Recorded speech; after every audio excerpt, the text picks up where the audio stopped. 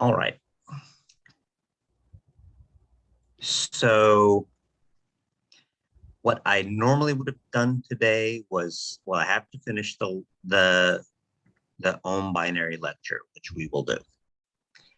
And then I will uh, demo something. So you're going to be looking at this, sort of download these two files and start looking at them. And I'll demo anything sort of how I would do it on the calculator, any of these binary number questions. Ordinarily, part C, it's part C, is the multi-sim part, the resistors measuring their voltage and their current. That part, I'm going to wait, fingers crossed, on Monday that we're back in the room. There is, at least last year, there was a remote version of the software. And I like stupidly have the links to the old version and not the new version. So you remote over to a machine that they've reimaged, so it effectively no longer exists. So I'll wait until Monday to do that. I'll talk to IT and get all of the new links. And so I will teach you to do it remotely as well if we need.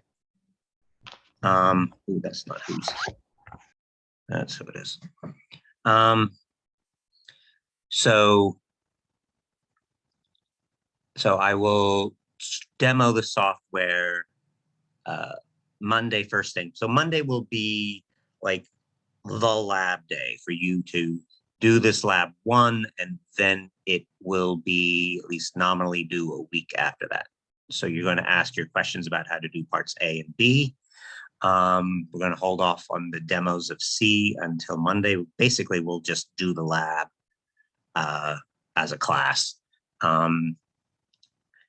at least the whole setup as a class. So I'm going to finish this. You're going to ask me how to demo anything you want seen from A and B. You can also ask that on Monday. It won't stop you. But we're holding off on any demoing of part C of the multi-sim software until Monday, when we can sort of do it together in class, everybody at their own machine. That's preferable, and I don't have the remote access now anyway. If we're really desperate, there's an online version, which is very crippled, but that's how I got through like the first, back in 2020, that first months of the pandemic. There was an online version of multi-sim, which works differently and doesn't have as much stuff. So I'd rather not use it. But if things like this week keep happening, we may have to do that. Okay. And then if you guys run out of questions on sort of binary number stuff, then I may start the lecture of the next unit. So let's see where I was in this. So we were doing covering fractions in decimal numbers. Now, do you want me to just pick up where I think I left off, or do you want me to sort of start back with at the beginning of fractions? Not the beginning of binary numbers, but the beginning of binary fractions. Any chat? Somebody's chatting. Beginning of fractions. Okay.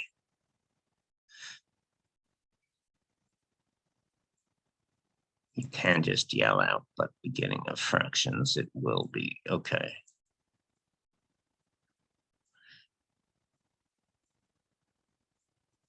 There we are, fractions, the beginning. Okay, and slideshow not from current slide.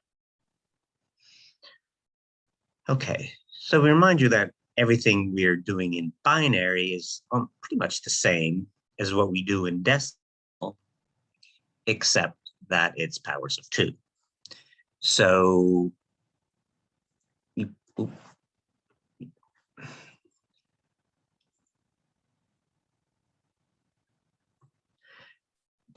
So when you have 3.14159, then that point, after the point, you have negative powers of 2. Might say increasingly negative power. Well, in the case of 3.14, we're a decimal, so increasingly negative powers of 10. So the 1 is a tenth, is the tenths place, is 10 to the minus 1. And then the 4 is in hundredths place, 10 to the minus 2. So then the powers are going down or becoming more negative, however you want to say it. And then you have some digit, 1, 4, 1, 5, and then each one of those has a place, and that place corresponds to a negative, in this case, negative power of 10. So we do the same thing in binary. So after the dot there, we have 11.001001. So after the dot, we have negative powers of 2. So that first 0 corresponds to the halves place, or the 2 to the minus 1 place. And the next 0 corresponds to the fourths place, or the 2 to the minus 2 place. And then that 1 corresponds to the eighths place, or the 2 to the minus 3, and so on. Okay, so here's me just sort of naming the places. So when you're going, I sort of usually work from the dot out. So if I'm working from the dot on the whole number side, if I'm working from the dot to the left, then it's the 1's place, the 2's place, the 4's place, the positive powers of 2. And if I'm working from the dot out toward the right, then I'm working with the negative powers of 2. And so I'm in the halves place, the quarters place, or the eighths place, the 16th, quarter, fourth, just different words for the same thing. Okay, so again, if I gave you, I'll disallowed you from using the computer on your labs or on your test, which I won't do, then how would you sort of work your way out if I gave you this 98.61? So I guess I don't know, taking a temperature and putting it in decimal, taking a temperature in Fahrenheit. I would take the 98 and divide it by 2 and get 49 and a remainder of 0. That remainder, that 0, is the 1's place. 49 divided by 2 is 24 with a remainder of 1. That 1 is the digit in the 2's place, and so on. So we just keep repeating this process. We're dividing by 2. The remainder is either a 0 or a 1. Those are our digits. And we're working our way from the dot over to the left to the higher powers of 2. When you're doing the fractional part, again, I'm going to work from the dot out. So, this time I'm multiplying by 2. So I take the fractional part, 0.61, and I multiply by 2, and I get 1.22. So that 1 is my first digit, my halves place. And then I take 0.22 and multiply it by 2, I get 0.44. And so that 0 in front of the 0.44, that is my fourths place. I take the 0.44 and multiply it by 2, I get 0.88. That 0 is my 2 to the minus 3, my eighths place, and so on. So on one side, you are repeatedly dividing by 2, and on the other side, you're repeatedly multiplying by 2. So the whole number side, you're dividing. On the fractional side, you're multiplying by our base of 2. Excuse me. Yes. In that example back there, why do we stop when the decimal is at 400ths rather than, like, say at some point where it's just 1.00? So about stopping, good question, because when should we stop? This one would, although you can represent 0.61 exactly in, I don't know what we're actually really representing, but 0.61 itself is exactly representable in decimal because it's 61/100ths. But 0.61 is not exactly representable in a finite binary number. So the binary, the denominators in binary fractions are always powers of 2.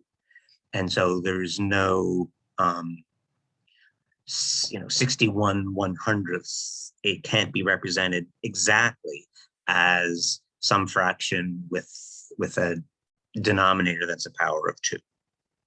So this goes on, and there are things like that in decimals. A third is 0.3333, and it goes on forever. And there are many, many others. But that's just the easiest example. So any rational number, any sort of number over another number, if the lower number's not a power of 2, then it can't be represented exactly in binary. So if you wanted to say I want to represent the number exactly, then we can't. And so you would mathematically have to go on forever, or have some symbol for, oh, here's some pattern and it repeats. But this is an electronics class, and so we're going to ultimately put these ones and zeros, where they're going to correspond to highs and lows, that we're going to put into some kind of electronic representation. And so we decide ahead of time, I'm going to use 8 bits for the fraction. I'm going to use 6 bits for the fraction. Whatever we decide ahead of time is what we're going to do, and that's when we stop. So I was just going through this, and I stopped when I was bored or ran out of room on the slide or something like that. But what one would do sort of in a real electronic situation is stop when you're out of locations. Did I answer the question? Out of locations, you said? Yeah, so you will have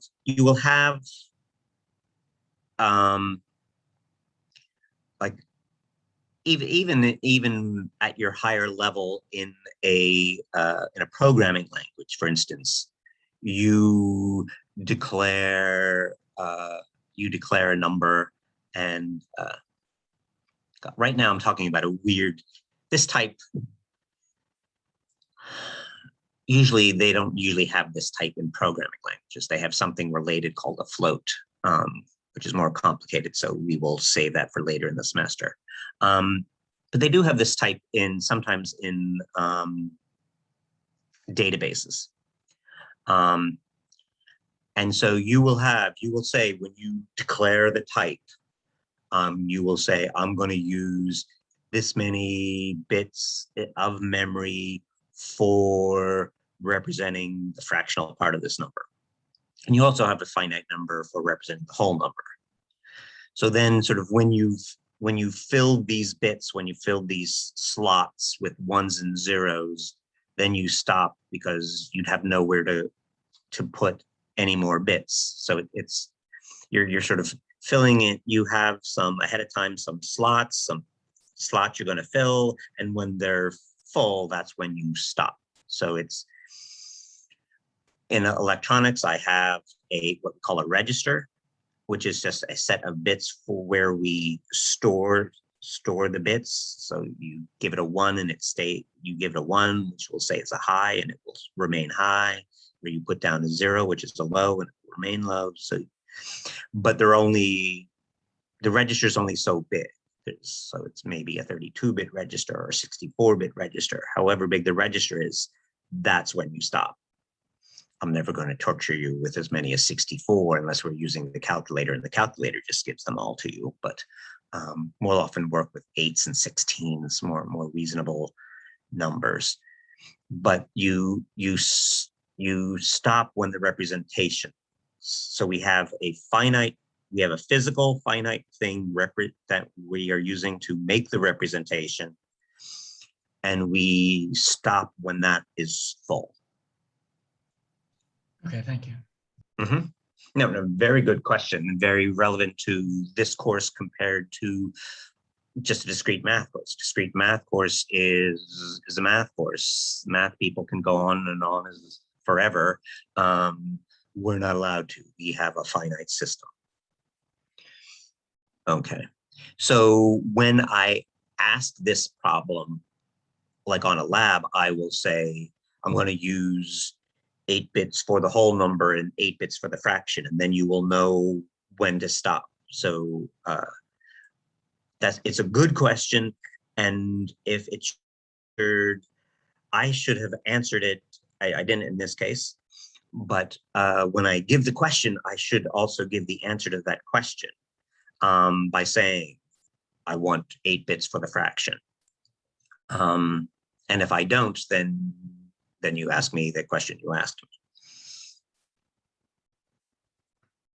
Okay. So now just putting the whole number and the fraction together by just representing them like that. Here I'm just doing it again, taking different number, 123.456. Again, that integer part, working from the dot out, repeatedly divide by 2. Again, this is the algorithm that one would follow, but I'm going to let you use calculator so you don't have to. But so here's this number, 123.456. I am applying my procedure of 123 divided by 2 is 61 with a remainder of 1. So that's that 1 in the 1's place. 61 divided by 2 is 30 with a remainder of 1. That's the 1 in the 2's place, and so on. I'm going to show you a calculator. The calculator looks a little bit different, but it's mostly the same. So that you're at a computer, you have a calculator on it, and it will have some programmer mode, and then it will have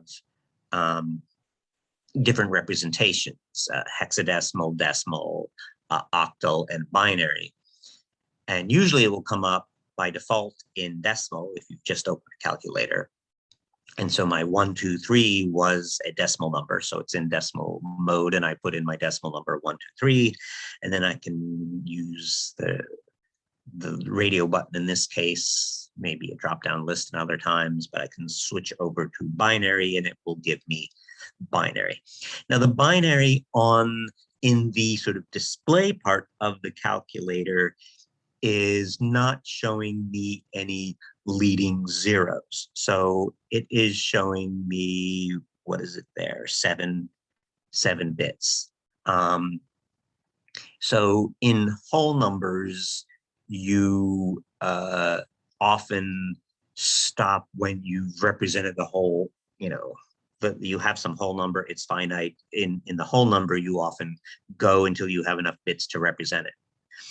We don't always have that case because sometimes some numbers, again, we have a finite representation, and sometimes our numbers, the number that you're trying to represent is too big for the representation. Okay. But if you look below the sort of display where I have the red circle around, you see that there's a display of the same number using 64 bits. So it's showing all the leading zeros. So what if this, if I said, give me this number as an 8-bit number, you owe me 1 0 in front of what's displayed up there. If I asked you for a 16-bit representation, then you owe me 9 zeros in front of that. And this calculator it's showing you behind the scenes what it's doing. It's using a 64-bit representation, and so it's got lots and lots of zeros, leading zeros. And the main display at the top is trained not to show you leading zeros. That doesn't mean they're not there. It's just for your convenience, not showing you this big, long, complicated thing. But it's there in the real representation. What the calculator is really doing behind the scenes is using all 64 bits, so they must be accounted for. Just most of them in the front are zeros. Okay, now that was the whole number part, and on both taking our procedure and using the calculator. Now here's our fractional part. using our procedure. Multiply 0.456 multiplied by 2, that's 0.912. So you take that 0, that is our halves place. And that makes sense because 0.456 is less than a half, so you expect a 0 in the halves place. 0.912 times 2 is 1.82. And there's that 1, and that is in the quarters place. So, and we expect that to be a 1 because 0.456 is more than a quarter. And then you just keep repeating 0.824. You just take the fractional part, multiply it by 2. It's 1.648. So that is a 1 in the eighths place, and so on. So here I've generated this number 0.101111010. And again, I don't know, I was into sevens at that time. So I stopped at 7 bits, and that will be important to us. How far did I go? This procedure, I could keep going and I could keep going. I stopped at 7 because I was out of room on the slide, or lazy, or both. Okay. But that where we stop and how many bits we used will be important to us. So we'll see that 7 come up. So now I'm checking my answer. So I take what I put in.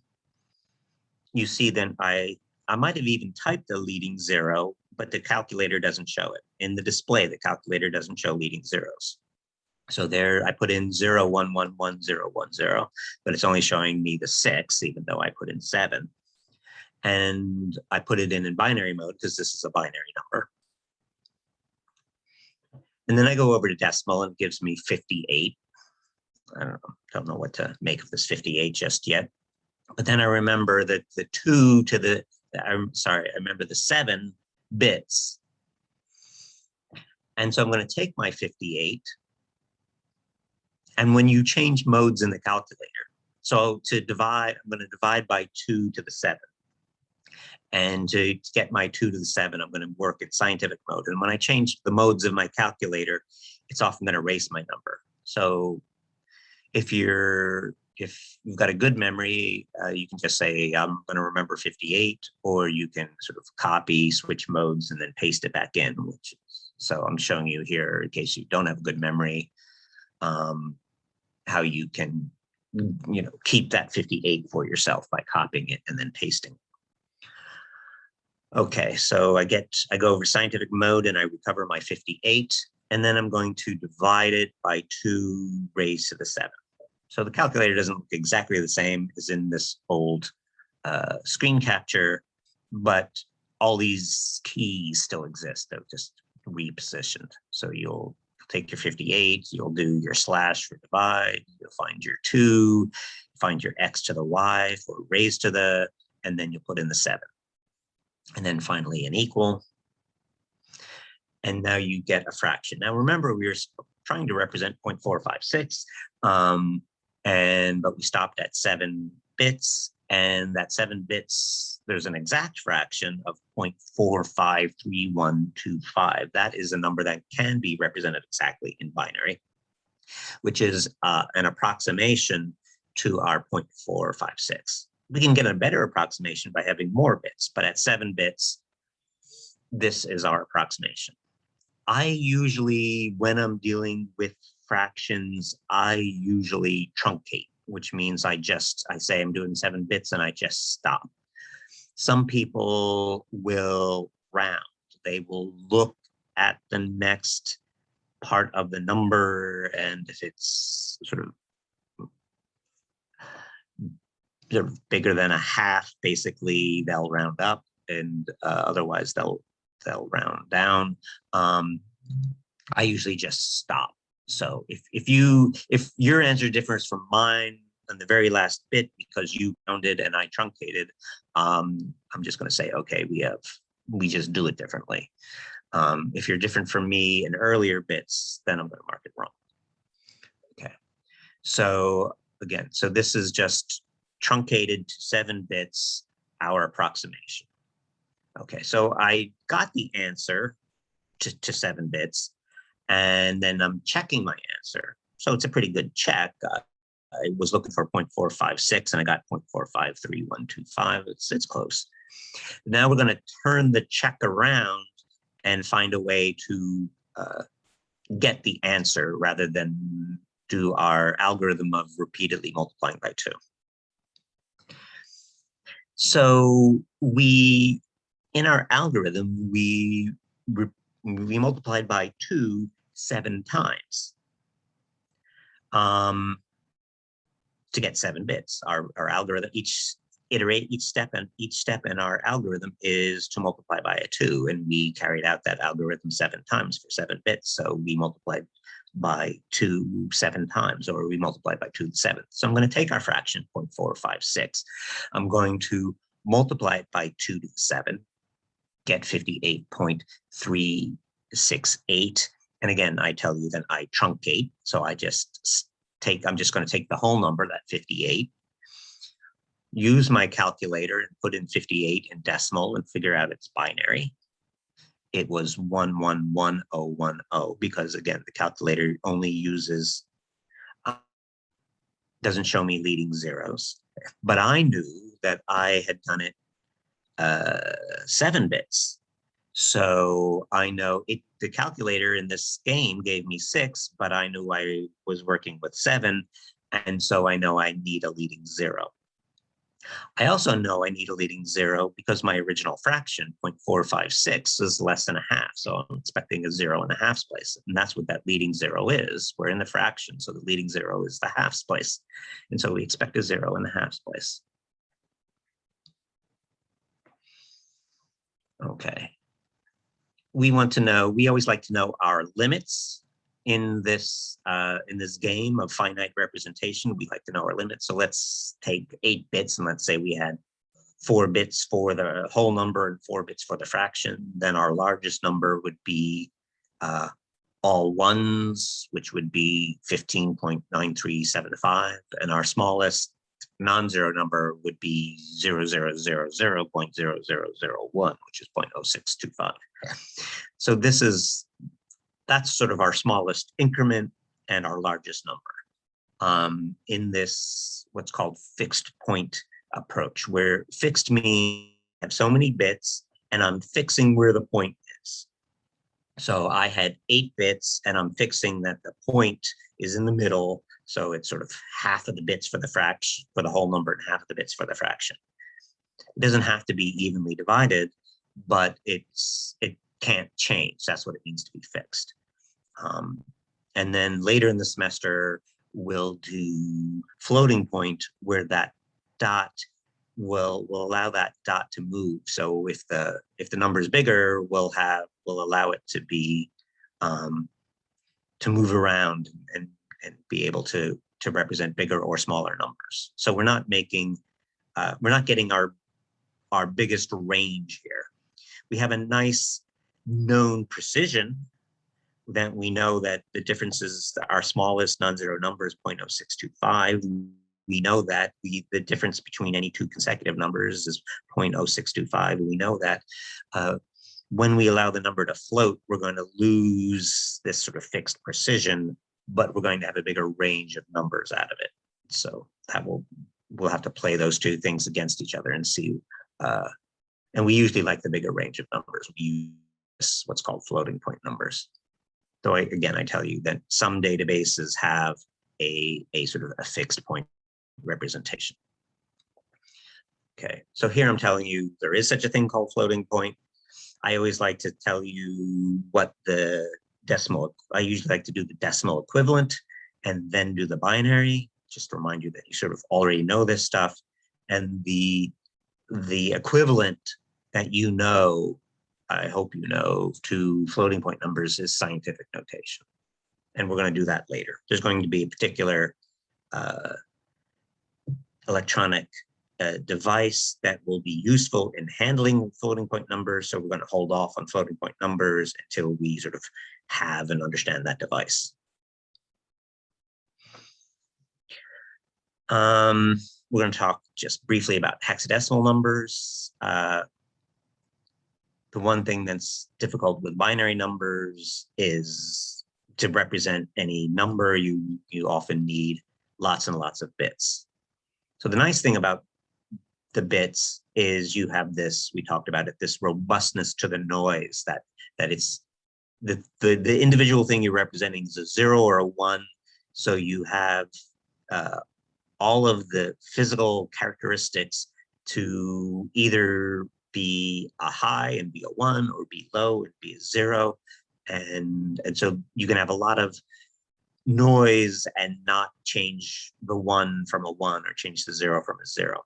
But the problem, the bad part of it is you need lots of 0s and 1s to sort of do much of anything. Hexadecimal is, and then we tend to work in decimal because we have like 10 digits on our hands handily, but the relationship between decimal and binary can be a little bit awkward. So another useful thing is hexadecimal, where you work in base 16. 16 is, has a nicer relationship with a base of 2 than does decimal. So hexamal being base 16, 16 is 2 to the 4. So a digit in hexadecimal corresponds to 4 bits. And that makes it nicer for translating binary to hexadecimal versus translating binary to decimal. And so you need 16 digits. So we work with our usual 0 to 9, and then we need 6 more, and we use the letters A to F. And there they are. So 0, 0, 0, 0 is the digit 0, which you would expect. So you expect all the digits up to 9 are what you would expect them to be. Then instead of 10, we're decimal, we're using 2 digits. We're going to represent it with a single digit or hexadecimal digit or a character, if you want, of A. And we go up to the highest one of 1111, which is 15, which we're going to call an F. So you just, if I give you a long string, then you just break it up into groups of 4. A group of 8, you probably know, is known as a byte. But a group of 4 is known as a nibble. That's bad computer science humor for you, but and then you can convert each nibble. So 1001 at the end there is a 9.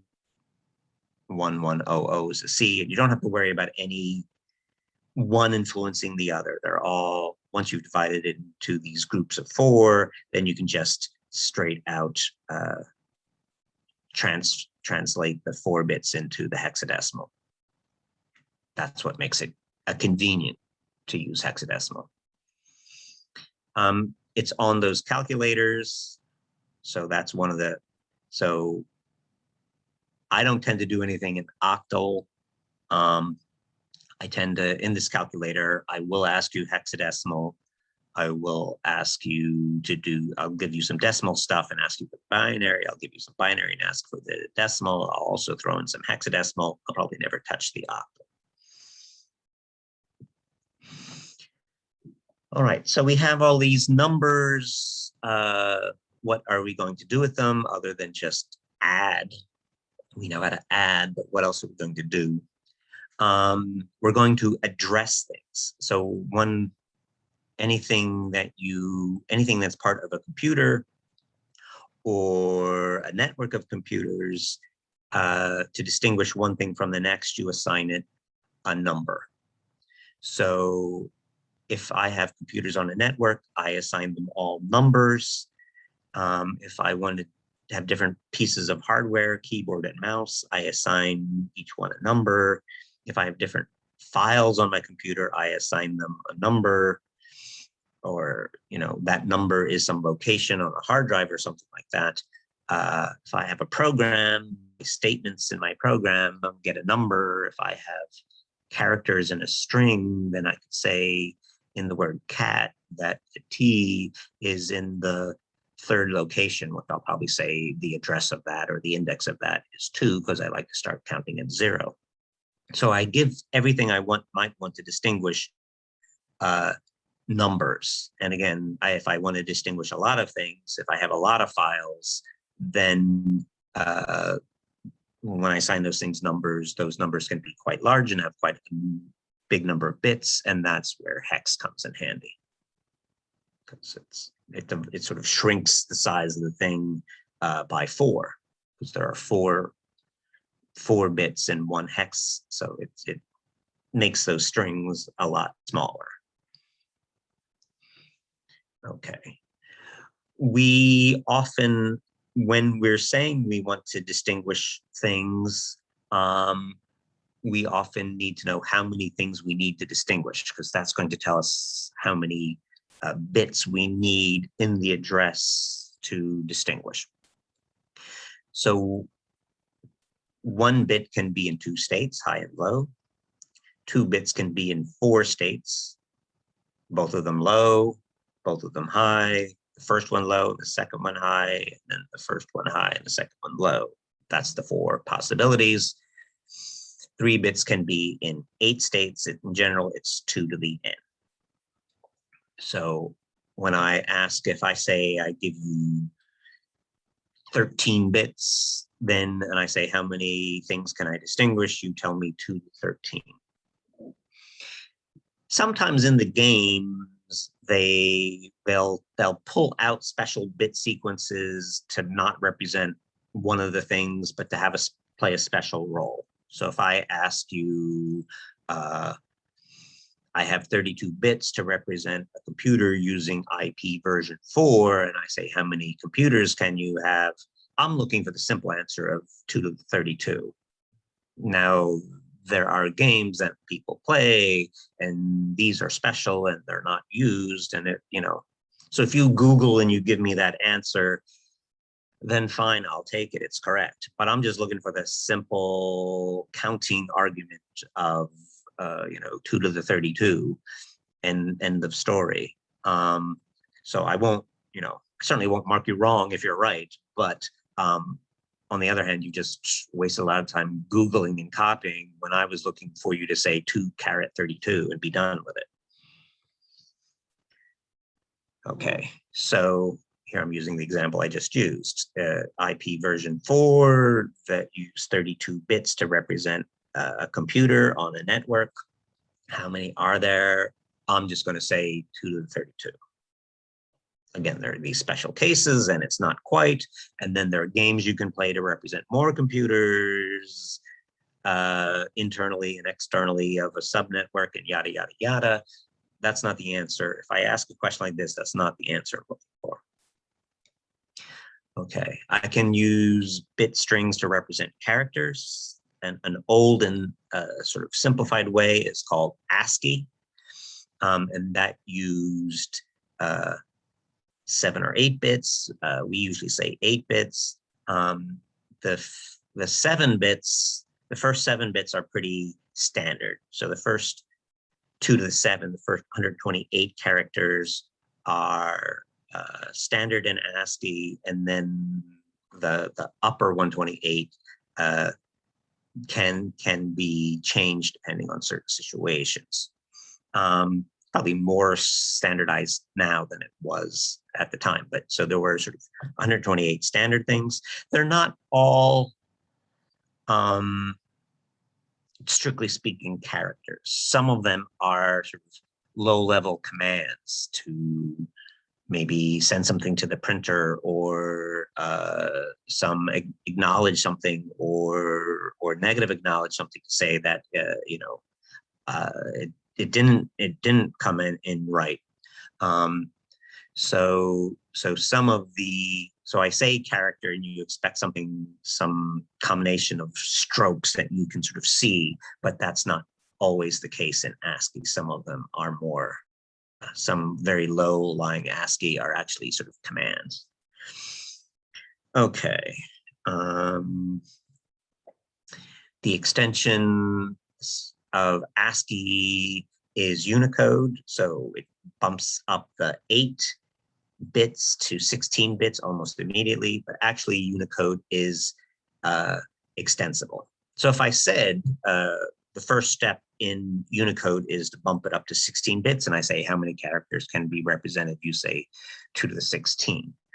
Then there's this fuller answer of Unicode is extensible. So you might start with 16, but there might be some characters and say, actually, I'm using more than 16 characters. I'm going to use 32 characters or something like that. So it's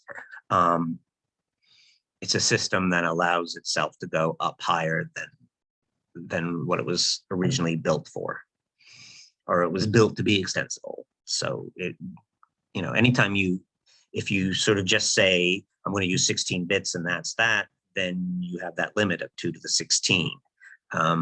They thought something may come along and we may need more things, so they made it extensible. So there are certain bits in there to say, in this case, I'm using more than the 16 bits. And so it's a game that allows you to go higher and higher and higher. Here are ASCII characters. I'm showing you some of the ASCII characters. 0, this is a 0 character, not a 0, not the number 0, but the 0 character. And so the number for a 0 character is 48. So that's a little odd, but okay, you have to sort of get used to that. A capital A is a 65, a little a is a 97. And okay, so you have to get, I don't know if you have to know these or not. These are useful sometimes when you're playing with codes to know that all the characters in a string correspond to numbers, and then you can take your words, convert them into numbers, and then do mathematical things to the numbers, and that allows you to do like encoding type things. All right, I'm done with that one. Okay. I am bad about monitoring chat, so if you chat with me, you might yell out, or if you see somebody else chatting with me and I don't ignore it, then you might yell at me. Let's look at these 2 lab parts and see if you have any questions for me about how to do that. And if not, then I'll start talking about truth tables. Again, I'm holding off on the multisim part until Monday. And Monday will be some demo and then mostly lab day, and hopefully we'll be in person. Okay. So I asked the question that I've been talking about. Why do we use binary?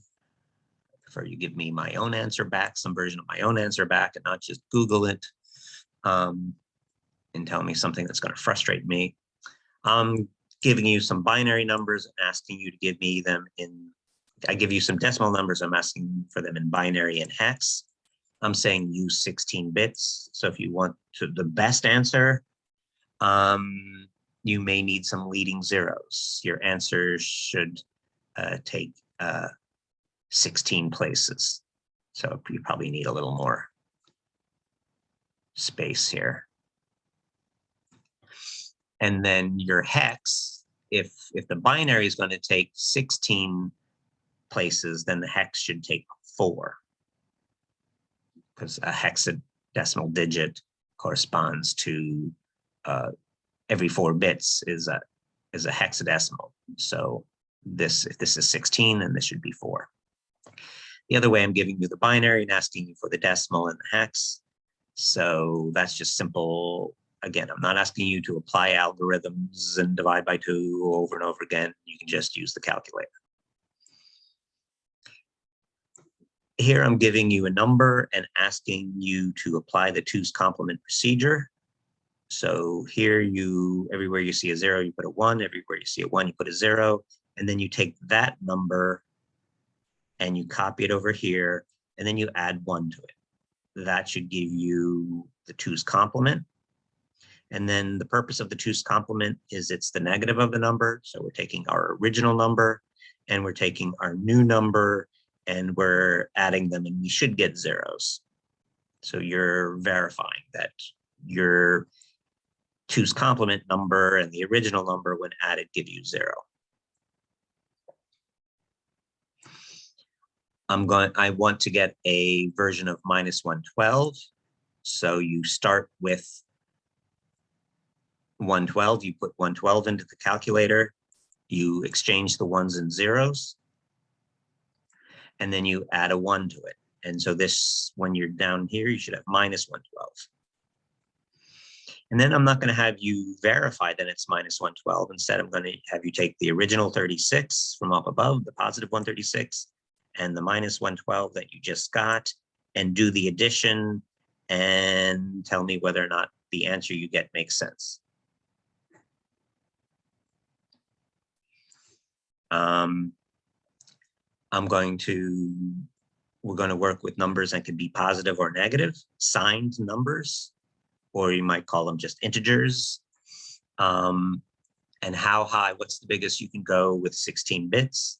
And what is that biggest number? And what's the most negative number? And what does that look like within ones and zeros? Up there, we did what's called the 2's complement. And now what I've usually told you is that there's, I usually say, here's how we do something with decimal numbers. Now let's go do it in binary. And then we had this weird trick that we played that we said, oh, there's this 2's complement, which then we can interpret as a negative number. And now I'm doing the opposite of my normal trick. I'm saying, can we do that 2's complement thing in decimal and hexadecimal? And the answer is yes. The 2's complement procedure just relies on it being finite, that we only had, in my examples, we only had 8 bits. So if I say I only have 3 decimal numbers, what number would I add to it to get 0? And you're not allowed to say minus 376. That's what you're not allowed to do. You say down here in 7's place, what do I add to 7 to get a 0? So then, and then you sort of carry on. And you can also do the same thing with the hexadecimal. This is called the 16's complement. So what do you add to 4 in hexadecimal? What do you add to 4 in the ones place to get a 0? And again, you're not allowed to say minus 4. We're constructing a negative number, so you're not allowed to just answer it as negative 4. That's not allowed. Do you know what I mean? This is your opportunity to ask questions.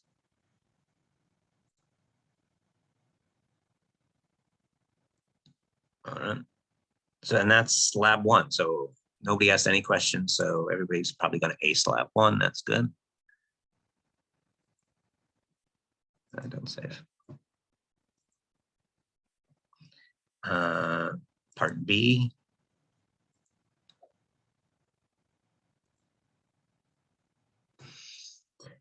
I give you here a binary string, and I say, if that binary string was unsigned, if it was positive only, then what's that number? If this was an 8-bit string and it's a signed number, then what is it? And then also just what is it in hex? Pausing and hoping somebody will say, I don't know what you mean, or can you show me? Or all right. This is for you to play around with the calculator and answer the question, how many bits does the calculator use? I actually answered that question earlier in the day. And then you'll tell me whether the calculator is doing signed or unsigned. Does the calculator understand negative numbers is basically what we're saying. And then what's the biggest number you can then put into this calculator? If you know how many bits it uses and whether it's signed or unsigned, then we know how to say, okay, here's the biggest number. And you can always give me, you can give me the number, or you can give me a formula for the number. So you can say, like, if it were 4 bits and unsigned, then the biggest number is 1111, which is a 15, but you can also say it's 2 to the 4 minus 1. So you can give me formulas. You can say 2 to the 4 minus 1. That's not the answer here because it's more than 4 bits, but that's a possible, that kind of answer is acceptable, almost preferable. Here you're doing the whole number and the binary and the fraction part, and I'm telling you 8 bits. So that question came up early, very good question. When do you stop? You stop at 8 bits. And I showed you a way to do it on the calculator. We did it, we stopped at, I stopped at 7 on my slideshow and checked it, and then I turned the check around and got the answer by turning the check around. And I was using 7, you'll be using 8. I think I did one of them here for you. And again, if I ask for 16 bits, you should show me some leading zeros.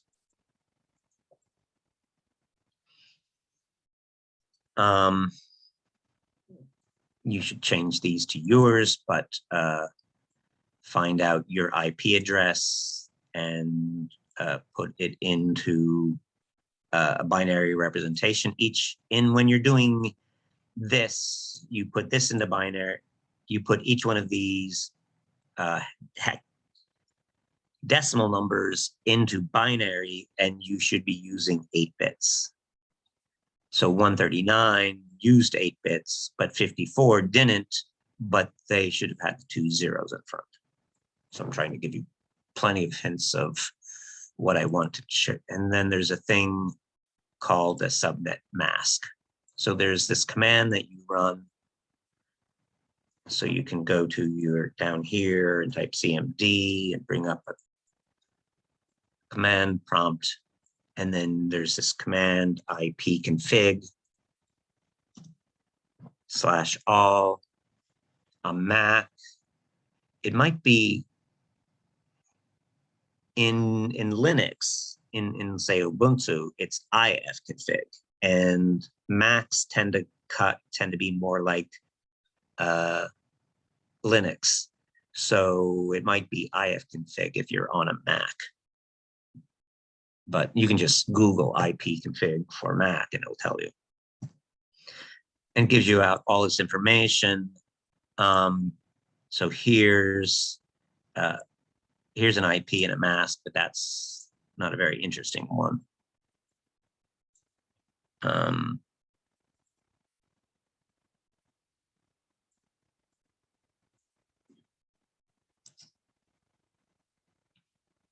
Does it have a more normal one? Oh, I'm not seeing a normal one. Oh, it's that they're up higher, probably.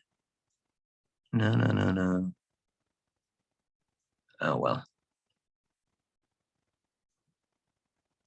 If that's what it's going to give me, that's what it's going to give me. Okay. So here's a mask, 255, 255, 255, 0. Here's a physical address. So I also ask for that later down here. So don't use mine, use yours, and then answer some questions about it. Some people question, they'll look at this and they'll say, how many hexadecimal characters are there? They'll say B, C, E, that's 3, F, that's 4, another F, that's 5, D, that's 6. and that's wrong. These are all hexadecimal. Just because you see a 9 and a 9 can be decimal, it can also be hexadecimal. So one more time, questions. I am going to use the whole time. I'm going to go to 10:45. I might start the next lecture on logic and truth tables, or we can answer some questions of the things you have to do in the lab on Monday. All right, I'll start this lecture.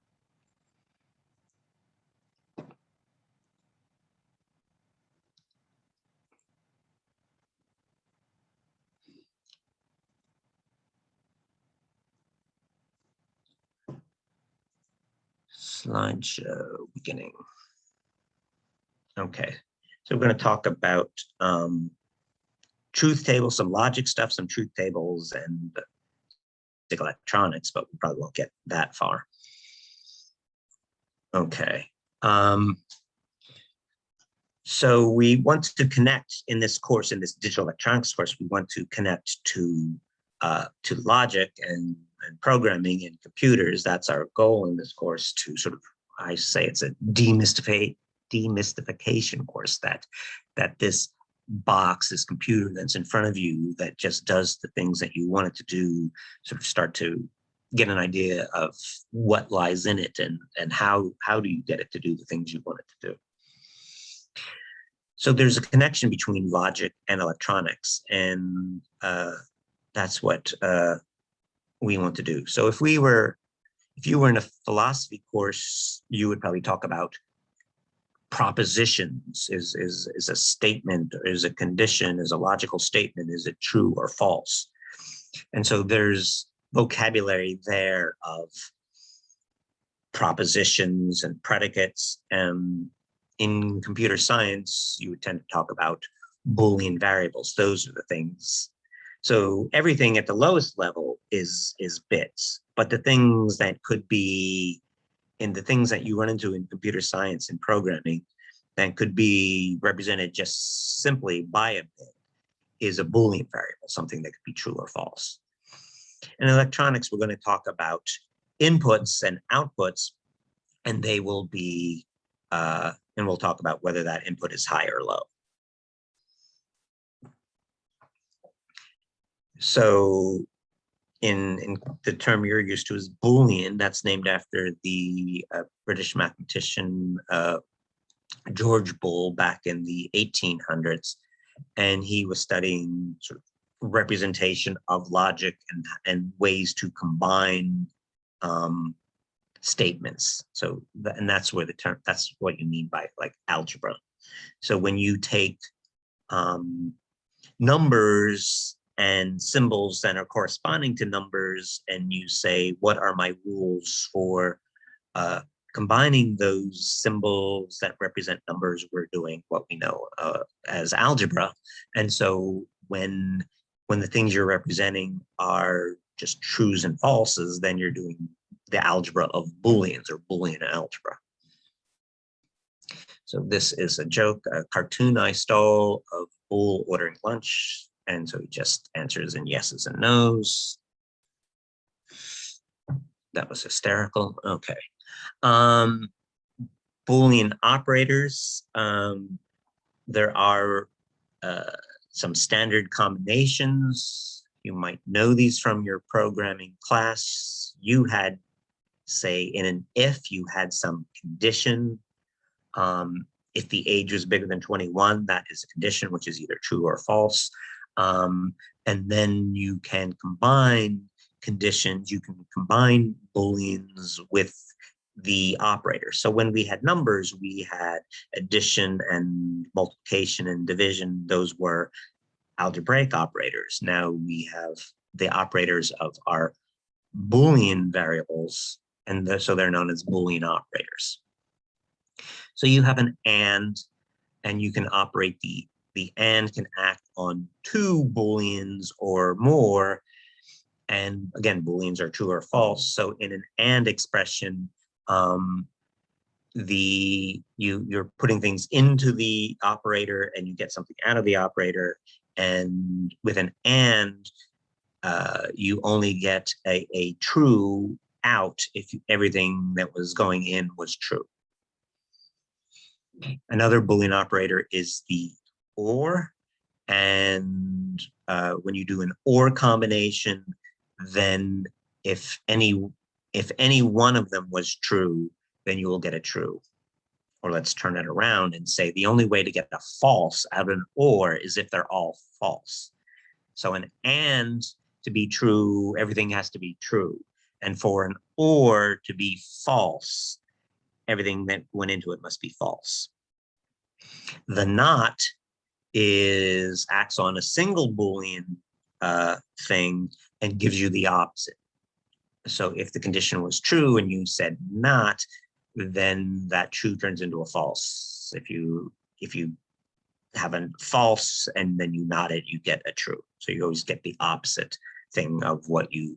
So your input is, when we make it an electronic thing and we have inputs and outputs, output is always going to be the opposite of the input. If I put in a low, I'll get a high. If I put in a high, I will get a low. So we just need to have representations of these things. So in the first column here, I have the words not a. I am going to use a prime to represent the not operation, the not Boolean operation.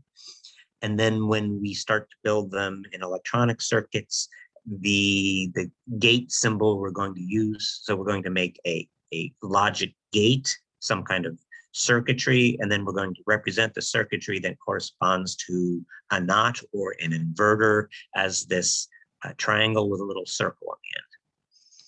In general, a little circle means is the negation part. So that arrow means you're sort of sending it through, but then the circle means that's the inverting part of it. There are other notations. In discrete math, they use a different notation. Their notation sucks. It's hell to type. So they're pencil people. So they give you the notation where you write it in a pencil. Good for them. I want you to type. It's easier to type a prime. It doesn't have to be a nice prime if it's curly, because that's what the font you're in. I don't care. I just want it to be easy for you to use. So another expression sometimes is an overbar. Then there's this weird rectangular thing hanging out. I want the one that's easy to type. I use a prime. A ANDed with B, we're just going to represent by the A next to the B. And so that looks like multiplication, and that's desirable.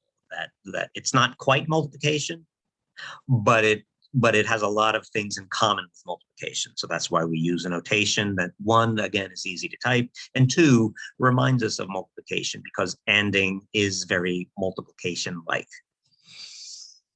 And you have that sort of rounded square gate representation. The OR is going to be represented by us in our simple to type notation with a plus. And again, that's because it has an OR has a lot in common with addition. It's not the same as addition, but has a lot in common with addition. So we'll use that as our notation. And it is this sort of like curvy triangle thing as a gate. Another thing that pops up is an excluded OR. That means it's one or the other, but not both. So if A is true and B is false, you'll get true. If A is false and B is true, you'll get true. So if one of them is true, you'll get a true. But if they're both true, you're going to get a false. That's known as an excluded OR. And there you have this sort of curved parallel lines on the input side. That is the gate version of an excluded OR. And in a Boolean, you have this circle with a plus. I'll probably be, when excluded OR comes up, for us, again, I like what's easy to type, and I'll probably just type out the words. I'll probably go to the first column, just type out the words XOR. A NOR is just the opposite of an OR. So you take the OR, A plus B, and then when you're done with that, you invert it. So you have A plus B, parentheses, and then the prime to invert it. So a gate, you have the sort of curly triangle of an OR, and then you put the little circle to invert it. There's also a thing called a NAND, which is an and then inversion. So AB is our and then when that's done, you invert it. So I'm putting parentheses around it. And then so in terms of gates, it is this sort of little circle for inversion. Questions? When you start building things, not so much in lab 2, not so much in lab 1. In lab 1, what we build is a simple resistor circuit. But when we start building logic things, you've got to make a distinction between the OR and the NOR and the AND and the NAND. It's easy to grab the wrong one. So pay attention to those little circles. Okay, so we're going to use, again, the prime for not, the plus for ORing, and just put the two things next to each other like they were for AND, like they were being multiplied. And so why do we use a multiplication like formula? Okay, so we know an AND, we're talking about Booleans, so they are trues and falses. We're going to usually use ones and zeros. And so 1 for true or high and 0 for false or low. And then the only way you're going to get, if you take A times B with such things, the only way you're going to get a 1 out of it, the only way you're going to get a true out of it is if they were both true. Similarly, with the OR gate, we use a plus, and then we'll talk about 0 and 1s as our inputs and our outputs. And for a simple output, there's no such thing as a 2. It's a 0 or a 1. So if you were to say A plus B, if A were a 1, you would get a 1. If B were a 1, you'd get a 1. If A and B were both 1s and we added them, we would get a 2. But in Booleans, there's no such thing, but it's not 0, so it's a 1. So we're using a notation that is that reminds us of addition for the OR and reminds us of multiplication for the AND, but we just have to keep reminding ourselves that these are Booleans. There are other notations. Again, there's this overbar. There's this little weird rectangle-y thing. There is this sort of, I don't know, V, there's ampersands. That last one's probably relatively easy to type, but I want the ones I want. If you use these, I'll probably figure it out, but I don't know, please don't. I'm trying to make your life easy. Why don't you try to make my life easy too? Okay, other vocabulary things. We're going to talk about inputs and then correspondingly outputs.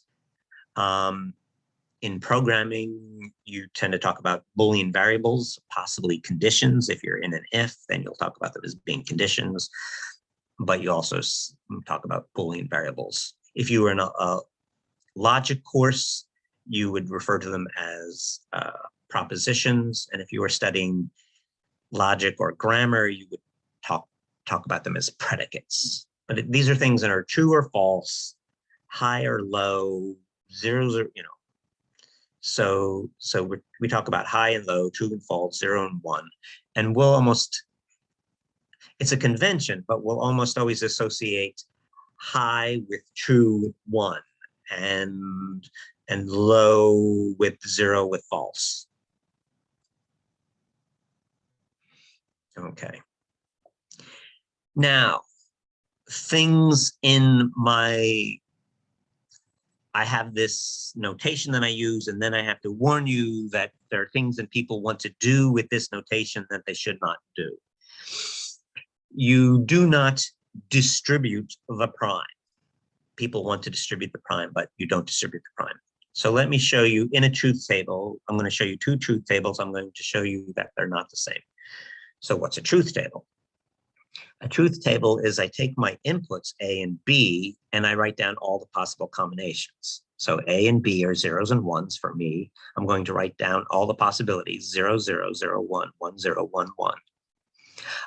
I have all the possibilities. I put them in the opposite order that they do in discrete math, because again, people in discrete math suck. I'm going to start thinking of them as numbers, and I am counting. So I'm counting up. 0, 0 is 0, 0, 1 is 1, 1, 0 is 2, 1, 1 is 3. So I think of them as numbers and I count up. That's why I always put them in this order. They usually count down. They do what they do. What can I say? Okay.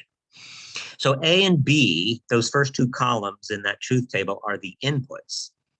Then let's AND A and B, so A, B. And again, we know that the AND A and B both have to be ones to get a 1. So in that third column there, in the first table, in the third column, I have 0, 0, 0, 1. Only when A and B were both 1 do I get a 1. Now I'm going to invert that. And so I get everywhere I had a 0, I put a 1. Everywhere I have a 1, I put a 0. So I have 1, 1, 1, 0. So A, B ANDed and then primed gives me 1, 1, 1, 0. Let's look at if you tried what that would give you. So again, I start with A and B, 0, 0, 0, 1, 1, 0, 1, 1, all the possible combinations. And what's important is that I'm putting them in the same order that I did in the first table, because I'm comparing two tables. I'm going to compare the outputs of two tables, and I need those tables I'm comparing to have the same input order. Okay. So A prime, if I distributed, would be 1, 1, 0, 0. B prime would be, B is 0, 1, 0, 1. B prime then would be 1, 0, 1, 0. And then if I'm going to AND A prime and B prime, again, both things have to be a 1 to give me a 1. So my overall, if I did this distribute thing, which I'm not allowed to do, but if I did it anyway, my output would be 1, 0, 0, 0. So you see those two obnoxiously highlighted yellow outputs are not the same output. For those middle two rows, they're giving different outputs. So these things are not the same. So I'm proving to you that you can't distribute like this. There's something you can do, which is called the Morgan's theorem, which we'll get to. But this is the one part of my notation that, it's not just my notation, I didn't invent it, other people use it. It's easy to type, we love it. This is the one thing that people are led astray. They think they can distribute a prime and they can't. I think I should end here. I think my time is up. I'm going to stop the recording.